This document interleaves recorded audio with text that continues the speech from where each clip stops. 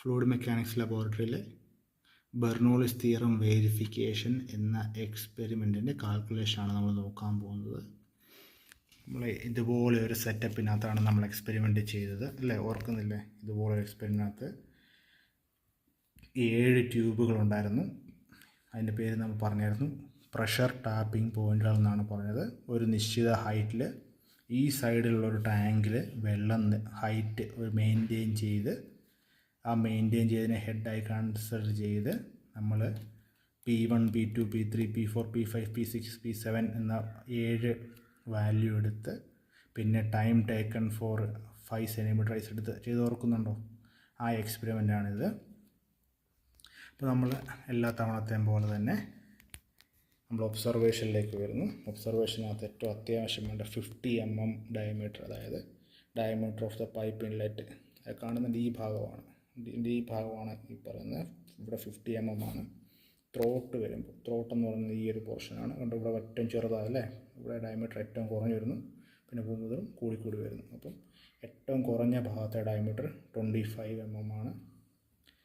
പിന്നെ number of pressure tapping points അത് നമുക്ക് 7 എണ്ണമാണ്. നമുക്ക് 7 എണ്ണമാണ് പ്രഷർ ടാപ്പിംഗ് പോയിൻറ്റ്സ്. നീളം നമ്മൾ ഒബ്സർവേഷനിൽ നോക്കിയാലേ അറിയത്തുള്ളൂ, ഞാനിപ്പോൾ മറന്നുപോയി. പിന്നെ നോക്കി അടുത്തത് എന്തോ ഡിസ്റ്റൻസ് ബിറ്റ്വീൻ, അത് നമ്മൾ അവിടെ ഒബ്സർവേഷനിലെ ഇതിൽ ബോർഡെ നോക്കി എഴുതണം. പിന്നെ ഏരിയ ഓഫ് മെഷറിംഗ് ടാങ്ക്, ഇതിനെപ്പറ്റി പ്രത്യേകം പറയേണ്ട ആവശ്യമില്ല, നമ്മൾ ഓൾറെഡി അറിഞ്ഞായിരുന്നു. 0.25 മീറ്റർ സ്ക്വയർ ആയിരിക്കും എല്ലായിടത്തും വരുന്ന ഏരിയ ഓഫ് മെഷറിംഗ് ടാങ്ക്. അത് കൂടാതെ വേറെ 2 സംഭവം കൂടെ ഉണ്ട്. ഒന്ന് P എന്ന വാല്യൂ, ഹെഡ്. ഇവിടെ ഹെഡ് എന്നല്ല P എന്നാണ് എഴുതുന്നത്. നമ്മൾ ആ സൈഡിലത്തെ ടാങ്കിൽ ഒരു നിശ്ചിത ഹൈറ്റിൽ വെള്ളം മെയിൻറ്റെയിൻ ചെയ്ത് നിർത്തണം എന്ന് പറഞ്ഞില്ലായിരുന്നു? നമ്മൾ 40 വെക്കണം, പിന്നെ 30 വെക്കണം എന്ന് പറഞ്ഞില്ലായിരുന്നു? അതാണ് ഈ P എന്നതുകൊണ്ട് ഉദ്ദേശിക്കുന്നത്. ഇപ്പോൾ നമുക്ക് 40 നമ്മൾ ആദ്യം ചെയ്തത്, പിന്നെ 30 ചെയ്തത് അല്ലേ? ഒരു ബാച്ചുകാർക്ക് 40ഉം 30ഉം പിന്നെ 25 ചെയ്തെന്ന് തോന്നുന്നു. ഒരു ബാച്ച് 2 അങ്ങോട്ട് 25 ചെയ്തെന്ന് തോന്നുന്നു, എനിക്ക് ഓർമ്മയില്ല. അപ്പം ആ ടാങ്കിൽ, അതായത് ഇവിടെ ഉള്ള ആ ടാങ്കിൽ കെട്ടി നിർത്തുന്ന വെള്ളം കെട്ടി നിർത്തുന്ന ഹൈറ്റ്, എത്ര ഹൈറ്റിലാണ് വെള്ളം കിടക്കുന്നത്. അപ്പോൾ നമ്മൾ മറ്റേ എക്സ്പെരിമെൻറ്റിൽ വ്യത്യസ്തമായി ഈ വെള്ളത്തിൻ്റെ ഒരു ലെവൽ മെയിൻറ്റെയിൻ ചെയ്യുന്നതാണ് ഈ എക്സ്പെരിമെൻറ്റിൽ ഏറ്റവും ബുദ്ധിമുട്ടുള്ള കാര്യം. ഈ എക്സ്പെരിമെൻറ്റിൽ വെള്ളം മെയിൻറ്റെയിൻ ചെയ്ത് നിർത്തുക ടാങ്കിൽ, ഒരു നിശ്ചിത ഹൈറ്റിൽ, ഈ ഒരു ഭാഗത്തായിട്ടുള്ള ടാങ്കിൽ നിശ്ചിത ഹൈറ്റിൽ വെള്ളം മെയിൻറ്റെയിൻ ചെയ്യുന്നതാണ് ഏറ്റവും പാടുള്ള കാര്യം. അപ്പോൾ അതിനുള്ള ട്രിക്ക് നമ്മളെന്തോ പറഞ്ഞത്, എക്സാമിന് നമുക്ക് സമയമില്ല, അതുകൊണ്ട് നമ്മൾ വാൽവ് ഒന്ന് അഡ്ജസ്റ്റ് ചെയ്യുക. ശേഷം വെള്ളം എവിടെ ലെവലിൽ വന്ന് നിൽക്കുന്നു അതിനെ P ആയിട്ട് കൺസിഡർ ചെയ്യുക. നമ്മൾ ക്ലാസ് ചെയ്തപ്പോൾ നമ്മൾ 40 പിടിക്കാൻ നോക്കി, 30 പിടിക്കാൻ നോക്കി, അതിനുവേണ്ടി കുറേ ടൈം നമ്മൾ വേസ്റ്റ് ചെയ്തില്ലേ?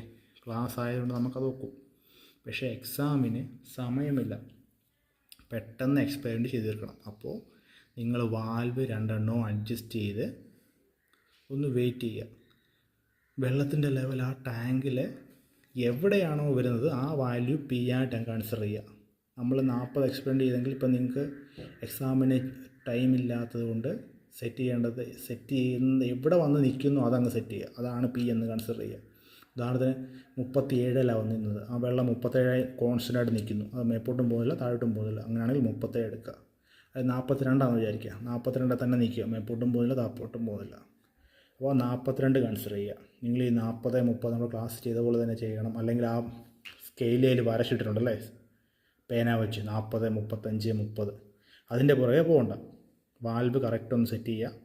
എവിടെയാണോ വെള്ളം സ്റ്റേബിളായിട്ട് നിൽക്കുന്ന ആ വാല്യൂ എടുത്തെഴുതുക. അതാണ് ഈ P എന്ന് ഉദ്ദേശിക്കുന്നത്. അപ്പോൾ ഇതിവിടെ നമുക്ക് സമയം ഒരുപാട് പോകും. അത് നമ്മൾ സമയം ലാഭിക്കാൻ നമ്മൾ ഏത് വാല്യൂ ആണ് കിട്ടും അതങ്ങ് എഴുതുക. പിന്നെ ശേഷം W, സ്പെസിഫിക് വെയിറ്റിലെ വെയിറ്റ് ഡെൻസിറ്റി എന്ന് പറയും. അത് റോ ഇൻറ്റു G ആണ്. റോ എന്ന് പറഞ്ഞാൽ ഡെൻസിറ്റി ഓഫ് വാട്ടർ, അതായത് 1000 കിലോഗ്രാമാണ്. എഴുതി തെറ്റിപ്പോയി. 1000 കിലോഗ്രാം പെർ മീറ്റർ ക്യൂബിന് 9.8 മീറ്റർ പെർ സെക്കൻഡ് സ്ക്വയർ. അപ്പോൾ ആൻസർ എഴുതി കിട്ടും 9810 ന്യൂട്ടൺ പെർ മീറ്റർ ക്യൂബ്. അതിൻ്റെ പേരെന്ന് പറഞ്ഞാൽ വെയിറ്റ് ഡെൻസിറ്റി അല്ലെങ്കിൽ സ്പെസിഫിക് വെയിറ്റ് എന്നാണ്. W = ρg. മനസ്സിലാവും? ഇത് രണ്ടും കൂടെ ഒബ്സർവേഷനോട് ചേർന്ന് തന്നെ എഴുതണം. പിന്നെ നമ്മുടെ ടാബുലാർ കോളത്തിലേക്ക് വരികയാണെങ്കിൽ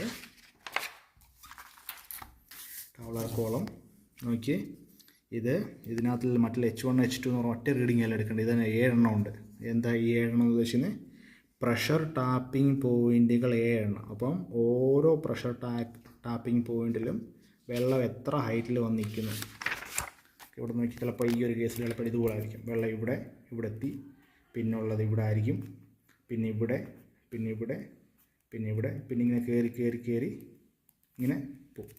അപ്പോൾ ഇത് pressure tapping point P1, P2, P3, P4, P5, P6, P7. നമുക്ക് ഇതിപ്പോൾ കൂടുതലുണ്ട്, P7 വരെയുള്ളൂ നമുക്ക്.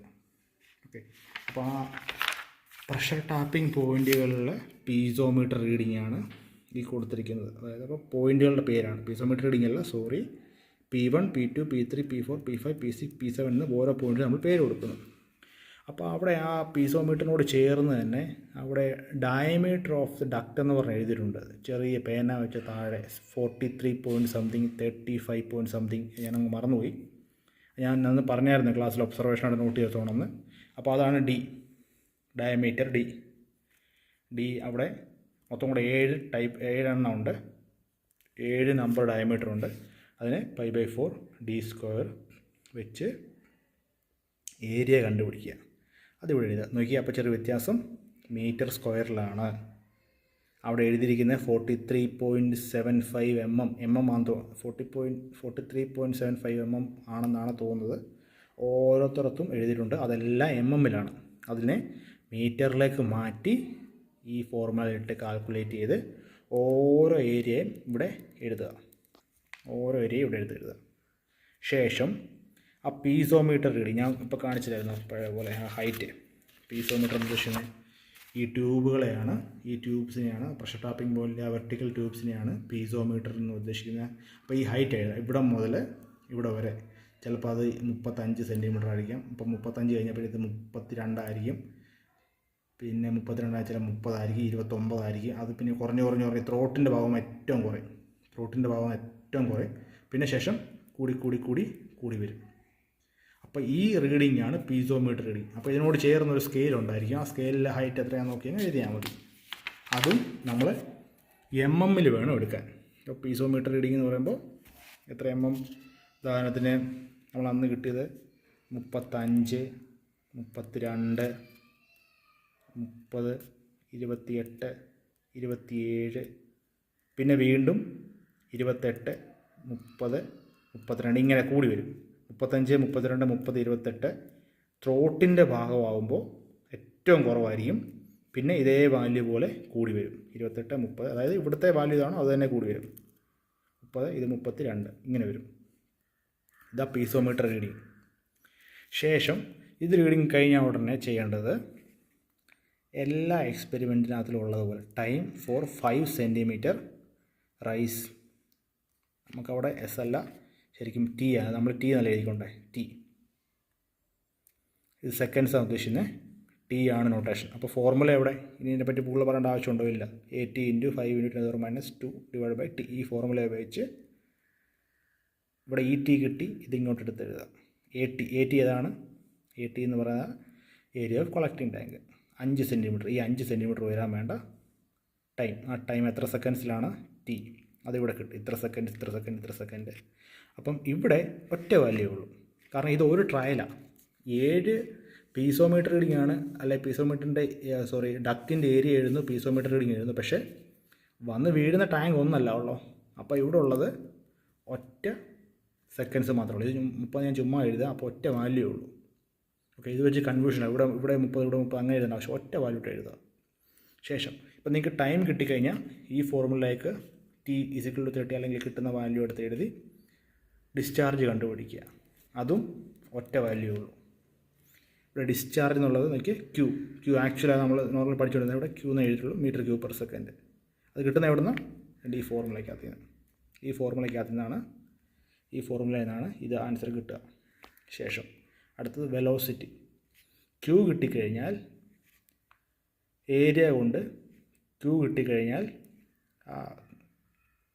ഡിസ്ചാർജിനെ ഏരിയ കൊണ്ട് ഡിവൈഡ് ചെയ്യുമ്പോൾ വെലോസിറ്റി കിട്ടും. അപ്പോൾ ഇവിടുത്തെ പ്രശ്നം പറഞ്ഞാൽ ഇവിടെ എല്ലായിടത്തും ഉണ്ട്. ഇവിടെ ഒരു ഏരിയ ഉണ്ടല്ലോ, ക്യൂ ഒന്നേ ഉള്ളൂ. അപ്പം ഈ കിട്ടിയ ക്യൂവിനെ ഈ ഏരിയ കൊണ്ട് P1-ൻ്റെ ഏരിയ കൊണ്ട് ഡിവൈഡ് ചെയ്ത് കിട്ടുന്ന ആൻസർ എഴുതുക ഫസ്റ്റ്. പിന്നെ സെക്കൻഡ് ഡിസ്ചാർജ് എവിടെ എഴുതും? ഈ ഏരിയ, അതായത് P2-ൻ്റെ ഏരിയ കൊണ്ട് ഡിസ്ചാർജിനെ P2-ൻ്റെ ഏരിയ കൊണ്ട് ഡിവൈഡ് ചെയ്യുന്നു, ഇവിടെ എഴുതുന്നു. പിന്നെ വീണ്ടും ഡിസ്ചാർജിനെ P3 ഏരിയ കൊണ്ട് ഡിവൈഡ് ചെയ്യുന്നു, ഇവിടെ എഴുതുന്നു. അങ്ങനെ 7 വെലോസിറ്റി കാണും. അതായത് ഈ ഒരു ഡക്റ്റിനകത്ത് ഇത് ഒരേ ഡയമീറ്റർ അല്ലല്ലോ, പലയിടത്തും ഡയമീറ്റർ, ഇവിടെ ഡയമീറ്റർ കൂടി കുറഞ്ഞ് വരും. അപ്പോൾ ഇവിടെ വെലോസിറ്റി കൂടി വരും. അതാണ് നമ്മൾ ഈ പറഞ്ഞു വെക്കുന്നത്. അപ്പോൾ അതെങ്ങനെ കണ്ടുപിടിക്കുന്നു? നമ്മളിവിടെ ഏരിയ അറിയാം, ഇവിടുത്തെ ഏരിയ അറിയാം. എങ്ങനെ അറിയാം? കാരണം ഇവിടെ ഡയമീറ്റർ ഓൾറെഡി ആ ബോർഡിൽ തന്നെ എഴുതിയിട്ടുണ്ട്, 43.74 അങ്ങനെ കണ്ടു. അപ്പോൾ ഇങ്ങനെ കുറഞ്ഞ് വരുന്നുണ്ട്. അത് mm-ലാണ്. അതിനെ മീറ്ററിലേക്ക് മാറ്റി ഇവിടുത്തെ ഏരിയ π/4d² ഏരിയ കണ്ടുപിടിക്കുന്നു. ഡിസ്ചാർജ് ഒന്നേ ഉള്ളൂ, കാരണം നമുക്ക് ഒറ്റ കളക്ടിങ് ടാങ്ക്, ആ ഒറ്റ കളക്ടിങ് ടാങ്കിനകത്ത് കിട്ടുന്ന ടൈം നോട്ട് ചെയ്യുന്നു. അത് വെച്ച് ഡിസ്ചാർജ് അപ്പോൾ ഒന്നേ ഉള്ളൂ. പക്ഷേ ഈ ഒന്നിനെ എല്ലാ ഏരിയ കൊണ്ടും ഡിവൈഡ് ചെയ്യണം. അപ്പോൾ നമുക്ക് വെലോസിറ്റി ഉണ്ട്. വെലോസിറ്റി തന്നുകൊണ്ട് 7 വെലോസിറ്റി ഉണ്ട്. അതായത് ഓരോ പോയിന്റിലും ഈ പോയിന്റ് എല്ലായിടത്തും ഓരോ വെലോസിറ്റി ആയിരിക്കും. ഓക്കെ, അപ്പം വെലോസിറ്റി. അപ്പം V = Q/A. Q ഏതാണ്? ഇവിടെ കിട്ടിയ ആൻസർ ഇതാണ് Q. പിന്നെ ഏരിയ, ഇതാണ് ഏരിയ പിന്നെ വെലോസിറ്റി കിട്ടിക്കഴിഞ്ഞാൽ അടുത്തത് വെലോസിറ്റി ഹെഡ്. അപ്പോൾ ഈ കിട്ടിയ വെലോസിറ്റിയെ സ്ക്വയർ ചെയ്യുന്നു, അതിനെ 2g കൊണ്ട് ഡിവൈഡ് ചെയ്യുന്നു. V²/2g. V² എവിടെയാണ്? ഇതാണ് V. ഇതിനെ ഈ കിട്ടുന്ന വാല്യൂവിനെ ആദ്യം square divide by 2g. 2g എന്ന് പറഞ്ഞാൽ 9.81. അത് വെച്ച് അതേ ഇൻറ്റു 2 കൊണ്ട് ഡിവൈഡ് ചെയ്യുക. അതിനെ കിട്ടുന്ന ആൻസർ മീറ്റേഴ്സിൽ എഴുതാം. വെലോസിറ്റി ഹെഡാണ്. അപ്പോൾ ഹെഡ് മീറ്റേഴ്സിലേക്ക് എഴുതാം. മീറ്റർ സെക്കൻഡ് അല്ല, മീറ്റേഴ്സിലാണ്, മീറ്റേഴ്സ് ഓഫ് വാട്ടർ. ശേഷം ലാസ്റ്റ് ടോട്ടൽ ഹെഡ് എന്ന് പറഞ്ഞാൽ P/W. ഈ Pയും W നമ്മൾ ഒബ്സർവേഷനകത്ത് കണ്ടായിരുന്നു. P എന്നത് ഹെഡ്, നമ്മൾ സെറ്റ് ചെയ്യുന്ന ആ ഹൈറ്റ്. W എന്ന് പറഞ്ഞാൽ സ്പെസിഫിക് വെയിറ്റ്. പ്ലസ് V²/2g, അതായത് ഇത്. അപ്പോൾ ഈ കിട്ടിയ ആൻസറിനെ P/W കൊണ്ട് ആഡ് ചെയ്യുക. ഈ P/W പ്ലസ് ഈ കിട്ടിയ ആൻസർ. അതും എത്ര എണ്ണം ഉണ്ട്? 7 എണ്ണം ഉണ്ട്. ഇവിടെ 7 എണ്ണം ഉണ്ട്. ഈ കിട്ടിയാണ് P/W എന്ന് പറയുമ്പോൾ ഇപ്പോൾ ഇത് 42 ആണെങ്കിൽ ഇവിടെ 42 ആണ്. 42 ഡിവൈഡ് ബൈ 9.810. ആ കിട്ടുന്ന ആൻസർ അത് സെയിം ആയിരിക്കും. അതെല്ലായിടത്തും സെയിം ആയിരിക്കും, കാരണം ഒറ്റ P യും W അല്ല ഉള്ളൂ. പക്ഷേ നമുക്ക് വെലോസിറ്റി ഹെഡ് 7 എണ്ണം ഉണ്ട്. അപ്പോൾ P/W പ്ലസ് ഓരോ വെലോസിറ്റി ഹെഡും കൊണ്ട് കൂട്ടി എഴുതുക. ഇവിടെ എഴുതി. അപ്പം എത്ര എണ്ണം ഉണ്ട്? ടോട്ടൽ ഹെഡ് 7 ഹെഡ് ഉണ്ട്. ഇനി ഈ എക്സ്പെരിമെൻറ്റ് വെരിഫൈ ചെയ്യാനാണ് പറയുന്നത്. ബെർണോളിസിനകത്തിരുത്താൻ നമ്മളൊന്നും ആരുമല്ല. ബെർണോളിസ് ഓൾറെഡി സെറ്റ് ചെയ്ത് വെച്ചിരിക്കുക. ബെർണോളിസാണ് ഇത് കണ്ടുപിടിച്ചത്. ഡാനിയൽ ബെർണോളി എന്ന് പറയുന്ന ശാസ്ത്രജ്ഞൻ കണ്ടുപിടിച്ചതാണ്. നമുക്ക് പുള്ളിയെ തിരുത്താൻ ഒക്കില്ല. അപ്പോൾ പുള്ളി പറഞ്ഞ നിയമം അനുസരിച്ച് ഈ കിട്ടുന്ന ഹെഡും ഇവിടുത്തെ ഹെഡും ഈ കാണുന്ന 7 എണ്ണവും ഒരേപോലെ ആയിരിക്കണം. അതാണ് ബെർണോളിസ് തിയറം എന്ന് പറയുന്നത് ഫ്ലൂയിഡ് മെക്കാനിക്സ് പഠിക്കുന്നത്. ഈ കിട്ടുന്ന വാല്യൂ ഇപ്പം ഒരു ചുമ്മാതെ എഴുതുവാണ്. 40 എന്നാണെങ്കിൽ 40 അല്ല, ശരിക്കും ചുമ്മാ എഴുതുക. ഇത് മൊത്തം 40 ആയിരിക്കണം. അങ്ങനെ 40 കിട്ടുവാണെങ്കിൽ റിസൾട്ടിൽ ബെർണോളിസ് തിയറം വെരിഫൈ ആയി എന്ന് കംപ്ലീറ്റ് ചെയ്യണം. അല്ലെങ്കിൽ 40, 35, 25 ഒക്കെ കിട്ടുവാണെങ്കിൽ എറർ ഒക്കെ. അത് ഞാൻ ക്ലാസ്സിൽ ചെയ്യുമ്പോൾ ഒന്നുകൂടെ പറഞ്ഞുതരാം. ശരിക്കും ഞാനതിൻ്റെ ഡേറ്റ ഇപ്പോൾ ഒന്നും കയ്യിരിപ്പില്ല, അതുകൊണ്ടാണ്. അപ്പം റിസൾട്ട് എഴുതേണ്ടത് പ്രത്യേകം പറഞ്ഞുതരാം. അപ്പം ബെർണോളിസ് തിയറം പെർഫെക്റ്റായിട്ട് വെരിഫൈ ആവുകയാണെങ്കിൽ ഈ കിട്ടുന്ന ആൻസർ ആയിരിക്കും എല്ലായിടത്തും വരിക. നമ്മൾ ഫസ്റ്റ് ബാച്ചുകാർ അവർ ചെയ്ത എക്സ്പെരിമെൻറ്റിൽ കറക്റ്റ് കിട്ടിയിട്ടുണ്ട്, ഒരേ വാല്യൂ കിട്ടിയിട്ടുണ്ട്.